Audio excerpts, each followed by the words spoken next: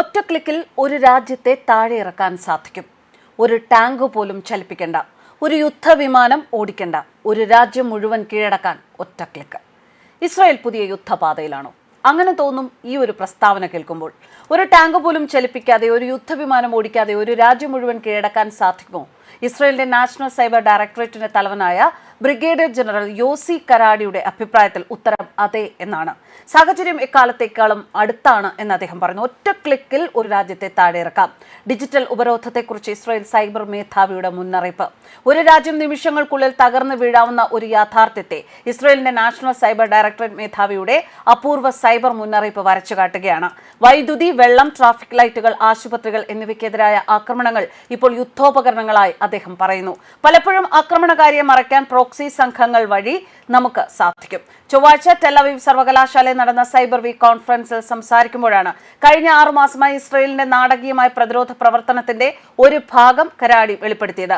ആദ്യ സൈബർ യുദ്ധം എന്ന് അദ്ദേഹം വിളിച്ചതിന്റെ അസ്വസ്ഥജനകമായ ഡിജിറ്റൽ മേഖലയിൽ യുദ്ധങ്ങൾ ആരംഭിക്കുകയും അവസാനിക്കുകയും ചെയ്യുന്ന ഒരു യുഗത്തിലേക്കാണ് നമ്മൾ നീങ്ങുന്നത് എന്നും കരാടിയുടെ മുന്നറിയിപ്പ്. ഡിജിറ്റൽ ഉപരോധം എന്ന പദം അദ്ദേഹം അവതരിപ്പിച്ചു. ഒരു റിമോട്ട് ബട്ടൺ അമർത്തുന്നതിലൂടെ വൈദ്യുതി നിലയങ്ങൾ അടച്ചുപൂട്ടപ്പെടുകയും ട്രാഫിക് ലൈറ്റുകൾ പ്രവർത്തിക്കുന്നത് നിർത്തുകയും ആശയവിനിമയ സംവിധാനങ്ങൾ തകരുകയും ജലസ്രോതസ്സുകൾ മലിനമാവുകയും ചെയ്യുന്ന ഒരു പേടി സ്വപ്ന സാഹചര്യം. ഇത് ഭാവിയിലെ ഒരു സാങ്കല്പിക സാഹചര്യമല്ല, മറിച്ച് വികസനത്തിന്റെ വളരെ യഥാർത്ഥ ദിശയാണെന്ന് അദ്ദേഹം പറയുന്നു. ഡിജിറ്റൽ ഉപരോധം എന്ന ആശയം വെറുമൊരു ആകർഷകമായ വാക്യമല്ല, 15 വർഷത്തെ പരിണാമത്തിന്റെ അവസാന ഘട്ടമാണിത്. മുൻകാലങ്ങളിൽ സംസ്ഥാന സൈബർ യുദ്ധത്തെ പ്രധാനമായും നിശബ്ദ ചാരവൃത്തിയായോ സൈനിക സൗകര്യങ്ങൾ മാത്രം ലക്ഷ്യം വെച്ചുള്ള ഒരു ശസ്ത്രക്രിയ ഉപകരണമായോ ആണ് കണ്ടിരുന്നത്. സമീപ വർഷങ്ങളിൽ അതെല്ലാം മാറിയിരിക്കുന്നു. പുതിയ ശത്രു രഹസ്യങ്ങൾ സൃഷ്ടിക്കാൻ, രഹസ്യങ്ങൾ മോഷ്ടിക്കാൻ മാത്രമല്ല, സാധാരണക്കാരുടെ ദൈനംദിന ജീവിതത്തെ തടസ്സപ്പെടുത്താനും ശ്രമിക്കുകയാണ്. ഈ പ്രസ്താവനകളിലൂടെ മനസ്സിലാക്കേണ്ടത് ഇസ്രായേൽ ഇനി പുതിയ യുദ്ധപാതയിലോ എന്നതാണ്.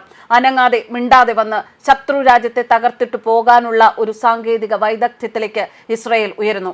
ഒക്ടോബർ 10 മുതൽ പ്രാബല്യത്തിൽ വന്ന വെടിനിർത്തൽ ഗാസയിൽ തടവിലാക്കപ്പെട്ടവരെ ഇസ്രായേൽ തടവിലാക്കിയ പലസ്തീൻ തടവുകാർക്ക് പകരം കൈമാറുന്നതിലും ഗാസയിൽ നിന്ന് ഇസ്രായേൽ സൈന്യത്തെ ഭാഗികമായി പിൻവലിക്കുന്നതിലും ശ്രദ്ധ കേന്ദ്രീകരിച്ചു. എന്നാൽ ഗാസയുടെ ഭാവി ഭരണം, ഒരു അന്താരാഷ്ട്ര സ്ഥിരത സേനയുടെ സാധ്യതയുള്ള വിന്യാസം, സമാധാന ബോർഡ് എന്ന് വിളിക്കപ്പെടുന്നതിന്റെ സ്ഥാപനം എന്നിവ ഉൾപ്പെടെയുള്ള അടുത്ത ഘട്ടത്തിന്റെ വിശദാംശങ്ങൾ പരിഹരിക്കപ്പെട്ടിട്ടില്ല. അതേസമയം ഇസ്രായേലി ആക്രമണങ്ങൾ തുടരുകയാണ്. പലസ്തീനികൾക്കിടയിലും അന്താരാഷ്ട്ര സമൂഹത്തിലും രോഷം വർദ്ധിച്ചുകൊണ്ടിരിക്കുകയാണ്. ഗാസയിലെ ആരോഗ്യ മന്ത്രാലയം പറയുന്നതനുസരിച്ച് വെടിനിർത്തൽ തുടങ്ങിയതിനു ശേഷം ഇസ്രായേലി ആക്രമണങ്ങളിൽ കുറഞ്ഞത് 377 പേർ കൊല്ലപ്പെട്ടു, 987 പേർ പരിക്കേൽക്കുകയും ചെയ്തു. ചർച്ചകൾ പുരോഗമിക്കുന്നു, പക്ഷേ പ്രധാന വെല്ലുവിളികൾ ഇപ്പോഴും അവശേഷിക്കുകയാണ്. വെടിനിർത്തലിന്റെ അടുത്ത ഘട്ടത്തെക്കുറിച്ചുള്ള ചർച്ചകൾ പുരോഗമിക്കുകയാണ്. പ്രധാന തടസ്സങ്ങൾ ഇനിയും മറികടക്കേണ്ടതുണ്ട് എന്നും ഒരു US ഉദ്യോഗസ്ഥൻ മാധ്യമങ്ങളോട് പറയുന്നു. 2026 തുടക്കത്തിൽ ഒരു അന്താരാഷ്ട്ര സ്ഥിരത സേനയുടെ ആദ്യ വിന്യാസം ആരംഭിക്കുമെന്ന് US പ്രതീക്ഷിക്കുന്നതായി ഉദ്യോഗസ്ഥൻ പറഞ്ഞു. ഏതൊക്കെ രാജ്യങ്ങളാണ് ഇത്തരമൊരു സേനയിൽ പങ്കാളികളാകുക, അതിനെ എങ്ങനെ നയിക്കും, അതിന്റെ ഇടപെടലിനുള്ള നിയമങ്ങൾ എന്തൊക്കെയായിരിക്കും എന്നതിലാണ് ഇപ്പോൾ ചർച്ചകൾ നടക്കുന്നത്. ഐക്യരാഷ്ട്രസഭ സുരക്ഷാ കൗൺസിൽ അംഗീകരിച്ച US പിന്തുണയുള്ള വെടിനിർത്തൽ പദ്ധതിയിൽ ഗാസയിൽ നിന്ന് ഇസ്രായേൽ പൂർണ്ണമായും പിന്മാറണമെന്നും ഹമാസിന്റെ നിരായുധീകരണം വേണമെന്നും വ്യക്തമായ വ്യവസ്ഥ ചെയ്യുന്നുണ്ട്. ഗാസയിലെ തദ്ദേശവാസികളിൽ നിന്ന് ഒരു പോലീസ് സേന രൂപീകരിക്കുന്നതിനുള്ള ചർച്ചകൾ നടന്നുവരികയാണ്. മാനുഷിക സഹായങ്ങൾക്കായുള്ള വർദ്ധിച്ചുവരുന്ന ആവശ്യങ്ങളെക്കുറിച്ച് USനും ബോധ്യമുണ്ട് എന്ന് ഉദ്യോഗസ്ഥർ പറഞ്ഞു. സഹായ വിതരണത്തിനുള്ള തടസ്സങ്ങൾ നീക്കാൻ അവർ പ്രവർത്തിക്കുന്നു. അതേസമയം ഗാസയ്ക്കുള്ളിൽ നിലവിൽ ഇസ്രായേലിന്റെ കൈവശമുള്ള പ്രദേശമായി അടയാളപ്പെടുത്തുന്ന യെല്ലോ ലൈൻ ഒരു പുതിയ അതിർത്തി രൂപീകരിക്കുന്നുവെന്ന് ഇസ്രായേലി ലഫ്റ്റനന്റ് ജനറൽ ഇയാൽ സമീർ അവകാശപ്പെടുന്നു. ഇയാൽ സമീറിന്റെ അവകാശവാദത്തിന് UN വക്താവ് സ്റ്റെഫാൻ ഡുജാറിക് മറുപടിയും നൽകി. ഇസ്രായേൽ സൈന്യം ഇപ്പോഴും തങ്ങളുടെ നിയന്ത്രണത്തിലുള്ള ഖാൻ യൂനിസിന്റെ പ്രദേശങ്ങളിൽ വ്യോമാക്രമണവും പീരങ്കി ആക്രമണവും നടത്തി. ആളപായമൊന്നും റിപ്പോർട്ട് ചെയ്തിട്ടില്ല. വടക്കൻ ഗാസയിലെ ബെയ്റ്റ് ലാഹിയയിൽ ഇസ്രായേൽ സൈന്യം കെട്ടിടങ്ങൾ പൊളിച്ചു മാറ്റുന്നത് തുടരുകയാണ്.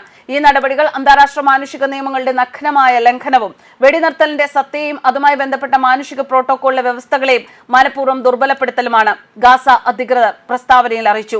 2023 ഒക്ടോബർ മുതൽ ഗാസയിലെ പലസ്തീൻ ജനതയ്ക്കെതിരായ ഇസ്രായേലിന്റെ വംശഹത്യാ യുദ്ധത്തിൽ കുറഞ്ഞത് 70,366 പലസ്തീനികൾ കൊല്ലപ്പെടുകയും 1,71,064 പേർക്ക് പരിക്കേൽക്കുകയും ചെയ്തിട്ടുണ്ട്.